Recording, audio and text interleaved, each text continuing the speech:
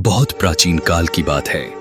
सूर्यदेव और उनकी पत्नी छाया देवी के 3 पुत्र थे, शनि, ताप्ती और मणि।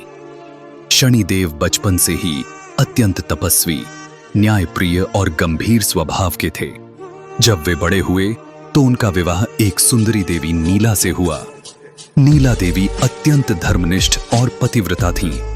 विवाह के बाद नीला देवी चाहती थीं कि शनिदेव उनसे प्रेम पूर्वक बातें करें, उनके साथ कुछ समय बिताएं। परंतु शनिदेव तो ध्यान, साधना और कर्म में इतने लीन रहते कि उन्हें संसार की ओर देखने का समय ही न था। नीला देवी अपने पतिव्रत धर्म का पालन करते हुए मौन रहीं, पर मन ही मन बहुत दुखी थीं। एक दिन जब शनिदेव गहन ध्यान में थे, नीला देवी ने उनके पास जाकर कहा, स्वामी, यदि मैं आपके प्रति सच्ची पतिव्रता हूं तो मेरी व्यथा सुनिए। आपने कभी मेरी ओर देखा तक नहीं। शनिदेव ध्यान में मग्न थे। उन्होंने अनजाने में भी उनकी ओर दृष्टि नहीं उठाई।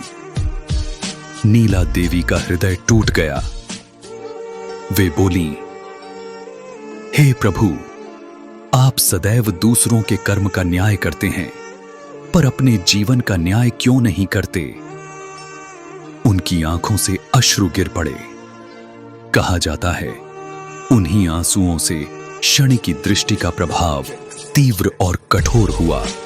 उन्होंने कहा, अब से मेरी दृष्टि जहां पड़ेगी, वहां परिणाम उसके कर्म के अनुसार ही होगा, चाहे सुख हो या दुख। इसके बाद नीला देवी ने शनिदेव को छोड़कर कठोर तप किया। उनके तप से देवता भी प्रभावित हुए। वे नीला ग्रह की अधिष्ठात्री देवी बनी। शनिदेव ने अपने कठोर भाव के लिए उनसे क्षमा मांगी और तब से नीला देवी शनि की छाया स्वरूपा मानी जाती हैं, जो उनकी दृष्टि की कठोरता को संतुलित करती हैं। यह कथा सिखाती है कि धर्म और न्याय के साथ करुणा और प्रेम का संतुलन भी आवश्यक है।